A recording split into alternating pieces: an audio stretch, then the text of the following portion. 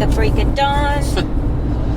So we were in the Brantford, Paris area today. Correctamundo. Which is lovely. It is, actually. It's very green and... I don't know what the word is. Very green. Lots of parks and things. We went for a little ride. So, if you look on Trailforks, there is some trails between Paris and Brantford. I've been looking at them on and off when we've been in this area, and they're by the Grand River, although we didn't actually see the Grand River. But I did see it from the top of the hill where we parked. Oh, did you? Yeah, just in the distance there. But you're taller than me. True. As in, I think that's maybe why I couldn't see it. But it was a beautiful view there. Yeah, it was. Sorry to interrupt. So we started off on the rail trail from a little area near Paris. Obviously, Jessica's on rehabilitation mode, so we picked some easy trail. We did find something on the easy trail, but we'll come on to that in a minute. Just building the suspense, eh? I like it. So the rail trail goes from Paris to Brantford, and off of that trail are various loops of mountain bike trails. So we did a green one together that was pretty fun and flat and easy. And yeah, so I'll maybe just... Should I explain that, normally we wouldn't have gone for a straight up rail trail. Not to say never, but more of the reason why we selected that today, I think, was because for me, my first time back ever on my mountain bike, I could give it a whirl somewhat safely, and as well as, though, you could pop off onto a couple little slightly more proper mountain bike trails. Yeah. Does that make sense? That's true, yeah. Is that sort of accurately why you selected that place today? Yeah, I think so. And we were in the area, of course. Yes, and some other reasons, but that seriously made sense for us today. Yeah, I would agree. So, yeah, that rail trail was beautiful, and we were thinking quite a lot about my parents who ride recumbent trikes. That would be a fantastic trail for them, like in terms of the ground and the gravel and the width of the path. The inclines. Kind of lack of inclines. There's nothing too crazy, at least on that section that we were on today. The only thing that we wonder, though, is how would they get those trikes through some of the crossings? Yeah, you come to road crossings and they've got barriers, and I need to figure out how wide they are, because my handlebars are 800 millimeters wide, and there's probably 10 centimeters each side of my handlebars. So right. Yeah, you would hope when they designed that trail that they thought about recumbent bikes, but who knows? Yeah, I mean, anyway, so something to look into. I don't even know what the width of one of their trikes are, but I reckon it would be a tight squeeze. Yeah, I think so. But maybe they could make it. So they built a series of loops that go off the rail trail and back onto the rail trail. We did the green, which you've just sort of explained about. The hills are pretty steep back up onto the rail trail, I would say. Yeah, you mean, sorry, when you say the green trail, are you referring to the one in the bush that I did, or just the rail trail?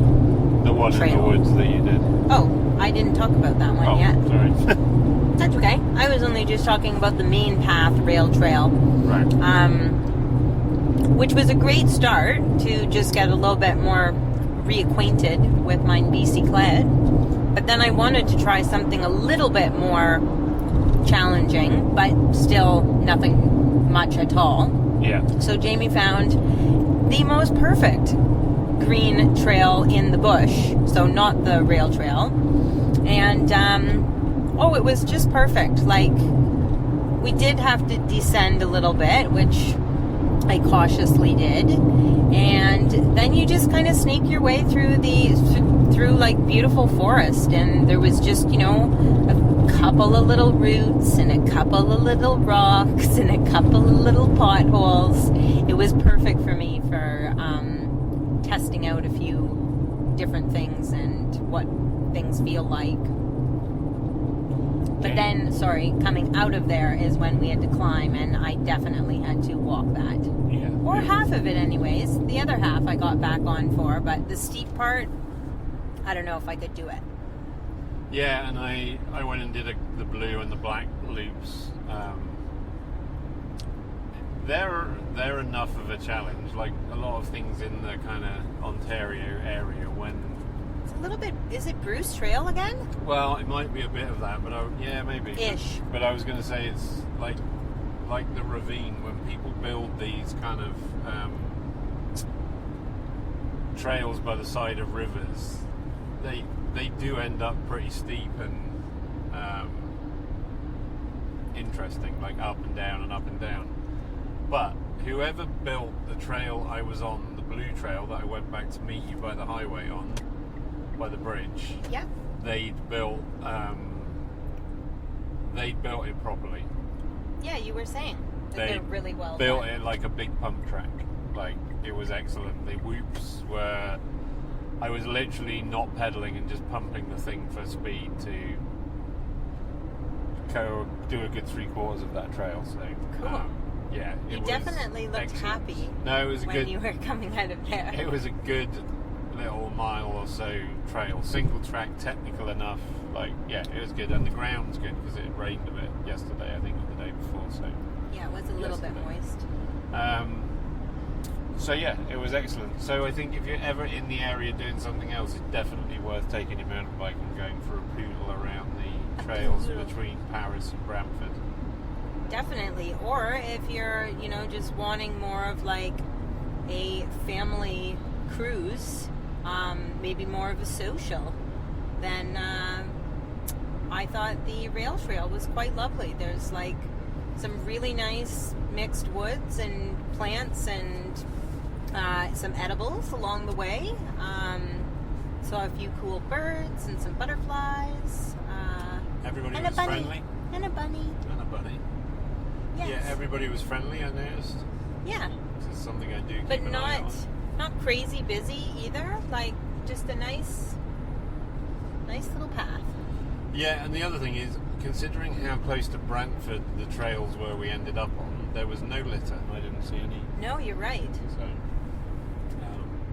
which I always cheers me up, to be honest. Anyway, Right. so you had a little spot-a-roo while we were riding along.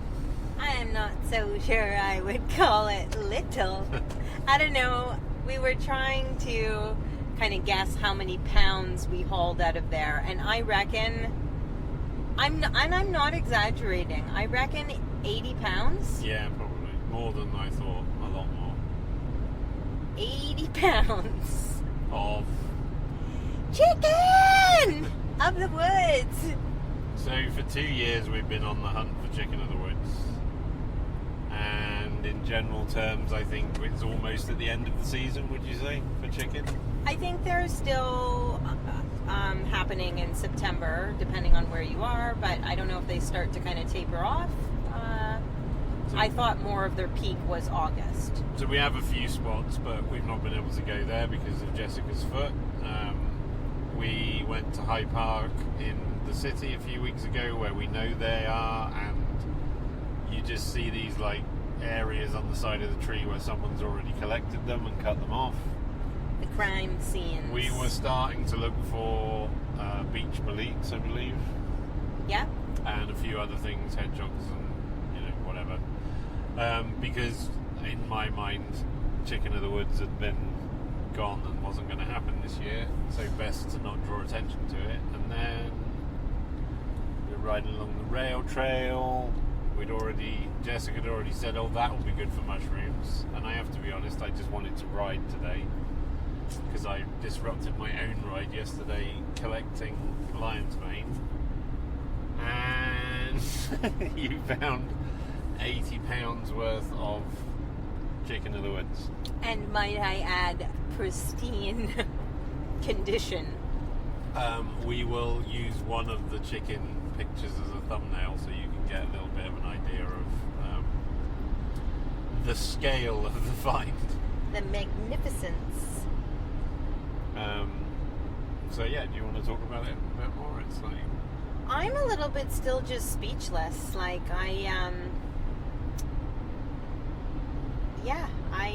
we were just riding along and I, saw the orangey yellow, which sometimes can just often be leaves, or another fungus or something. Yep. And I always too have to try and contain my excitement a little bit. I know I did not, but when I'm about to tell you about it, because sometimes I get excited and then you think that like there's a problem or an emergency. Yeah. So I really tried my very best to not freak out and alarm you, to say, Jamie, we need to stop and look to the right. And then I lost my mind with excitement, because it was down a good little steep hill and then up another, and I couldn't get to them. So I had to stand, 50 meters away, losing my mind, wondering, is it them? Is it them? While Jamie just nonchalantly shuffles over. And well, I didn't want to add to the, I didn't want you to be disappointed, because that can also be an issue. Well, I probably attract everyone in the town of Paris with my excitement after that. And why, do you want to say why they're called chicken of the woods? Because they taste like chicken? Or the texture is like chicken, right? I don't know. Oh. So they're called chicken of the woods. I am not 100% sure about that. They're called chicken. I don't remember what chicken tastes like, so I don't want to say something. They're called chicken of the woods because the texture is very much like chicken. They're definitely a fairly meaty. I think people would use words to describe it as meaty, and it's a robust mushroom. We've had a few scraps before in our findings, but never like a proper pristine mushroom feast of them. No. And but from the little bits and bobs that we have tasted, yeah, I remember them being, they're not a delicate mushroom. No, they're unlike pretty robust. Unlike the lion's manes we found yesterday, they're quite fragile. These are fairly robust. I guess you could use them in a stir fry and make a chicken of the woods. I'm just thinking of all the things you could use them for. Well, we've got no shortage of them, darling, so True. Feel free to also get in there and try your hand at a few things. Chicken and chips.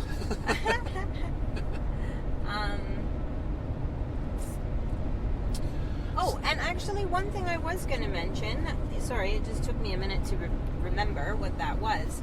I was listening or reading something about chicken of the woods a while back, and I was quite shocked to know, and I don't remember exactly how much. I just remember being shocked at how high the content of protein is in chicken of the woods. Like, pretty astronomically high for a piece of fungus. Right. Which is interesting. It's quite. I mean, especially if you're vegetarian or vegan and, looking for some creative ways to up the protein in your diet. I think that this was pretty shockingly high. So go find some chicken of the woods. Yeah, good luck on your hunting. Hopefully you'll find some. So it's a beautiful thing. The colors are pretty something. And if you look at the thumbnail, you'll see the colours. I kind of can't wait to get home just to stare at them and touch them and smell them and love them and then eat them. There's a lot there, though. There is a lot. We have a lot of work ahead of us. There is a trunk full of mushrooms. It took several in and outs to carry them all. And storage is going to rapidly become a problem. definitely. But we're gonna bust out the dehydrator, and I'm just gonna get on with it. So, as far as facilities are concerned, where the trails were today, there was no portaloos or anything where we parked. There was just a pull-in on the side of the road. I won't be putting a link for that car park because it isn't the car park, but I will put a link for the trail in the description. We didn't do an ice cream store, but we did go to the Starbucks in Paris where there was a super friendly guy. Oh yeah, that made up for it actually. So if you're ever that way, go and see if he's working the drive-through, because he was super friendly. Actually. He was. He really kind of just made the experience. Could be a good poster boy for Starbucks. Good job. 5 stars. Anything else to add? I think we'll just get lost.